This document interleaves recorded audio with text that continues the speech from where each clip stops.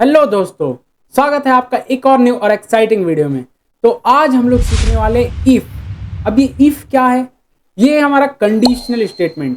जी हाँ, आज हम लोग कंडीशनल स्टेटमेंट सीखेंगे। अभी तक हम लोगों ने बहुत सारे बेसिक चीजें सीख लिया, जैसे वेरिएबल कैसे क्रिएट किया जाए, डेटा टाइप्स क्या होते हैं, वेरिएबल को कैसे स्टोर किया जाए, वेरिएबल में डेटा कैसे रिट्रीव किया जाए, प्रिंट एफ स्कैन है, बहुत कुछ हम लोगों ने सीख लिया। आज हम लोग थोड़ा सा उससे एडवांस चीज सीखेंगे। अब ये एडवांस चीज क्या है? इफ मीन्स ये पूरा प्रोग्राम का एकदम बहुत इंपॉर्टेंट चीज है। ये हर एक प्रोग्राम में मोस्टली अगर आप बड़ा बड़ा प्रोग्राम्स करें तो इफ कंडीशन होता ही है। ये इतना इंपॉर्टेंट है। अब ये क्या है मैं आपको बताता हूं इसका इंट्रोडक्शन। इफ जैसा नाम से समझ में आ रहा है, अगर। अब अगर मतलब क्या होता है आपको अच्छे से पता ही है कि अगर ये हुआ तो वो करूंगा, अगर वो हुआ तो वो करूंगा। मीन्स कोई भी कंडीशन लगाना कि अगर ये होता है तो ये करूंगा। मीन्स ये हम लोग बोलते हैं, बट प्रोग्राम में हम लोग कैसे लगाएंगे? इफ स्टेटमेंट के थ्रू। अब चलिए बिना किसी देरी के हम लोग इंट्रोडक्शन देते हैं कि व्हाट इज इफ, उसके बाद फिर आगे हम लोग चलते हैं डिटेल में। तो जैसा नाम पता चल रहा है, the if statement is a conditional statement. It is used to execute a block of code only when a specific condition is meet.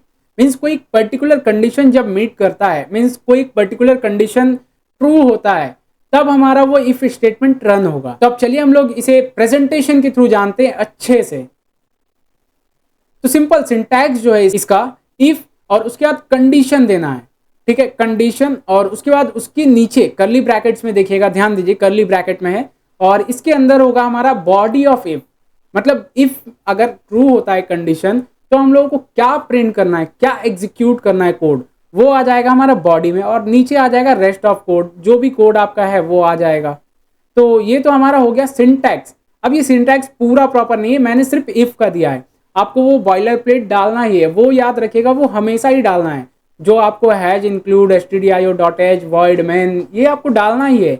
उसके अंदर का वॉइड मेन का ही कोड है। जो भी मैं आपको सिंटैक्स दूंगा, जो भी प्रोग्राम बताऊंगा, वो वॉइड मेन के अंदर का ही रहेगा। वॉइड मेन के बाहर हम लोग प्रोग्राम नहीं कर सकते हैं। तो चलिए अब मैं इसे थोड़ा सा और अच्छे से बताता हूँ। ये तो हम लोगों ने जान लिया कि सिंटैक्स क्या है।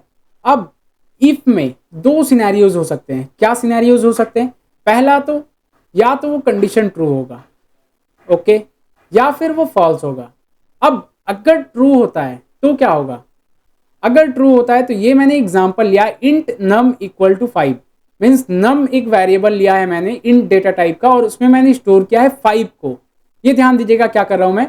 नम मैंने एक वेरिएबल लिया है, उसमें 5 मैंने स्टोर कर दिया। अब 5 स्टोर मैंने कर दिया, अब उसके बाद मैं क्या चेक कर रहा हूं कि इफ अगर नम ग्रेटर देन 0, जैसा हम लोगों ने पिछले ऑपरेटर वाले वीडियो में जाना कि रिलेशनल ऑपरेटर, कंपैरिजन ऑपरेटर कहाँ यूज होते हैं, तो वो ये सब जगहों पे यूज होते हैं।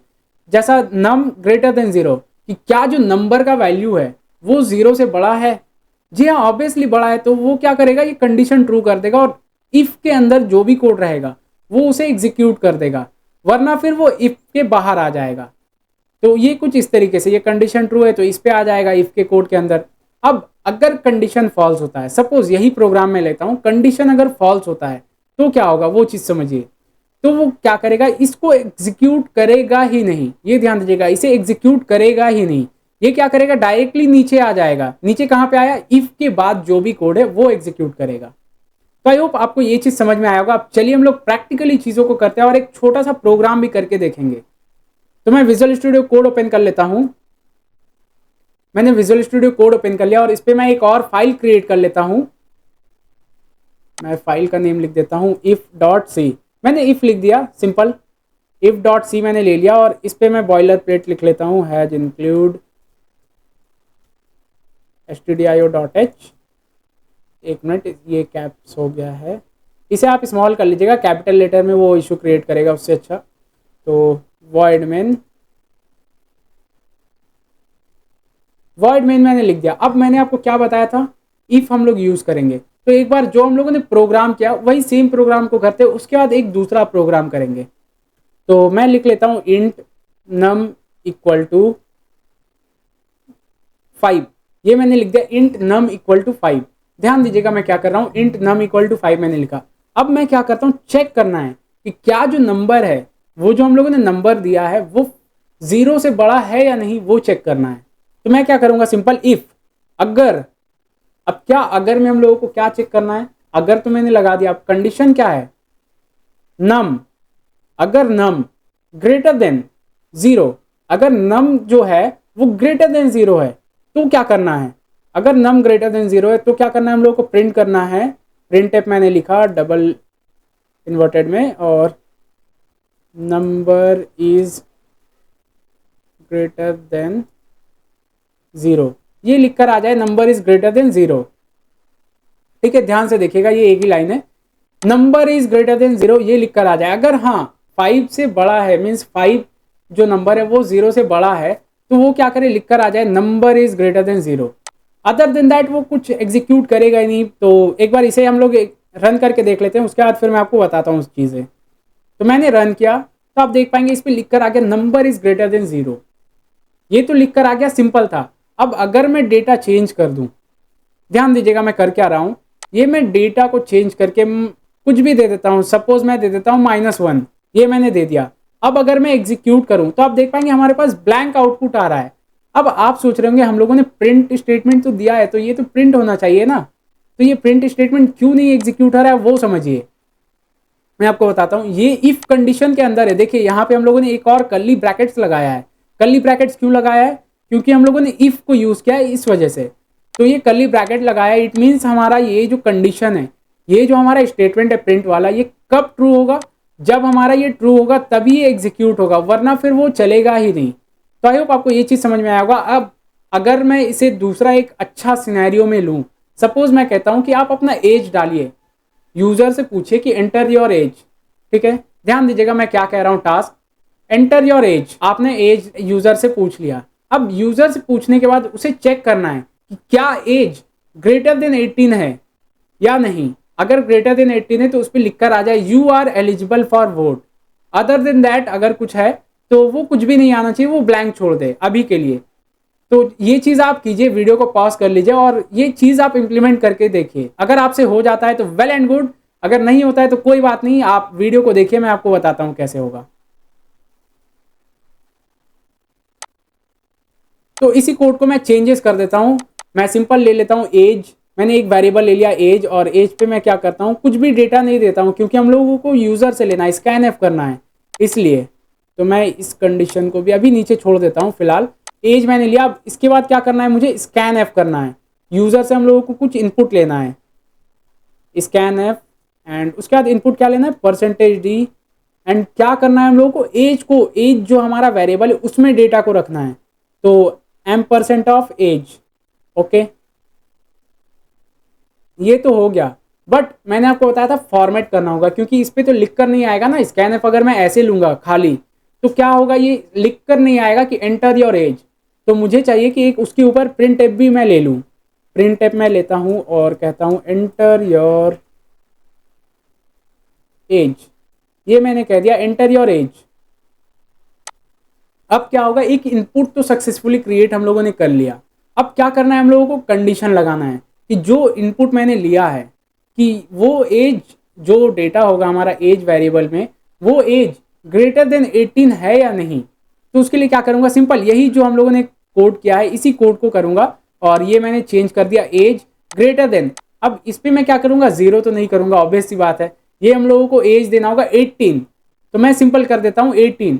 और ये जो हम लोगों ने दिया था data number is greater than 0, इसे मैं कर देता हूं यू आर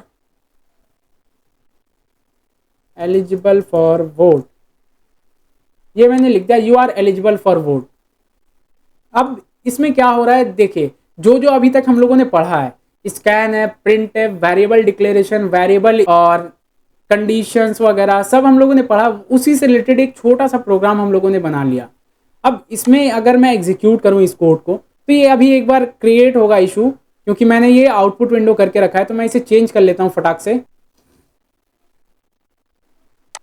इसे मैंने रन इन टर्मिनल कर दिया। अब इस कोड को मैं क्लोज कर देता हूं और इसे भी मैं क्लोज कर देता हूं, ये सब सभी चीज़ें मैं क्लोज कर देता हूं और वापस से एक बार रन कर लेते हैं। क्यों, क्योंकि हम लोगों ने स्कैन एफ लिया, आप वो सेटिंग्स को चेंजेस नहीं कीजिएगा, आप डायरेक्टली वो टर्मिनल पे ही यूज़ कीजिएगा। तो मैं इसे एग्जीक्यूट किया तो आप देख पाएंगे इस पर कह रहा है एंटर योर एज, मैं एज डाल देता हूँ, सपोज मैं डालता हूँ 19, मैंने 19 डाला, ये कह रहा है you are eligible for vote. अब ये तो ठीक है, कोई दिक्कत वाली बात नहीं। अब मैं फिर से रन करता हूँ, अगर फिर से मैंने रन किया और इस बार मैं एज डालता हूँ 10, तो इस पर कुछ भी नहीं आया। अब ये कुछ भी क्यों नहीं आया? क्योंकि वो कंडीशन ट्रू हुआ ही नहीं। अब इसी तरीके से आप मल्टीपल कंडीशंस लगाकर एक छोटा सा प्रोग्राम बनाइएगा। मैं आपको टास्क देता हूँ कि आप ग्रेड सिस्टम का प्रोजेक्ट बनाइए। मीन्स अगर मैं आपको लिख कर दे देता हूँ वो टास्क,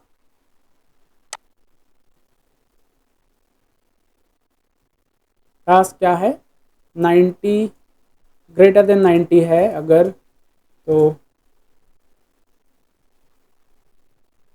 एक्सेलेंट। ओके, ध्यान दीजिएगा मैं क्या कर रहा हूं। अगर ग्रेटर देन 90 है तो एक्सेलेंट लिख कर आना चाहिए। अगर ग्रेटर देन 70 है, या इसे मैं कर देता हूं greater than 80, very good, greater than 70, good, greater than 60, average, and less than 60। ये ध्यान दीजिएगा, इस पर मैं क्या कर रहा हूँ, लेस देन 60 में कर रहा हूँ, और इसे मैं कह देता हूँ फेयर। ये मैंने लिख दिया। अब ये प्रोग्राम आप इफ के थ्रू यूज कीजिएगा। मीन्स एक यूजर से इनपुट लीजिएगा, वो कुछ भी अपना मार्क्स डालेंगे, एंटर योर मार्क्स। ओके, ध्यान दीजिएगा मैं टास्क क्या दे रहा हूँ, enter your marks. User input पूछेंगे तो आप इनपुट दिए कि हाँ ये मार्क्स हुआ। अब जो भी मार्क्स होगा, मीन्स 10 से लेकर 100 तक में जो भी मार्क्स होगा उसके अकॉर्डिंग कंडीशन कौन सा ट्रू होगा और वो एग्जीक्यूट हो जाना चाहिए। अगर मैं डालता हूँ 90, अगर मेरा मार्क्स है 90, मैंने डाला तो उस पर लिख कर आ जाएगा एक्सीलेंट। अगर मैं डालता हूँ 99 तो भी लिख कर आ जाएगा एक्सीलेंट। अगर मैं डालता हूँ 89 तो क्या लिख कर आना चाहिए? ऑब्वियसली वेरी गुड लिख कर आना चाहिए। बस इसी तरीके से आप एक प्रोग्राम कीजिएगा, ये आपके लिए होमवर्क रहेगा। तो आई होप आपको ये भी चीज समझ में आया होगा। मिलते हैं नेक्स्ट वीडियो में। नेक्स्ट वीडियो बहुत ही इंटरेस्टिंग होने वाला है, आगे के 2 वीडियोस, क्योंकि हम लोग इफ के एडवांस वाली चीजें सीखेंगे। 2 वीडियोस में हम लोग इफ और इफ के एडवांस वाली चीजें और सीखेंगे। तो वीडियो को कंसिस्टेंसी से देखिएगा ताकि आपके हर एक कॉन्सेप्ट इजीली क्लियर हो जाए। तो मिलते हैं नेक्स्ट वीडियो में। Till then keep learning, have a great day, bye bye.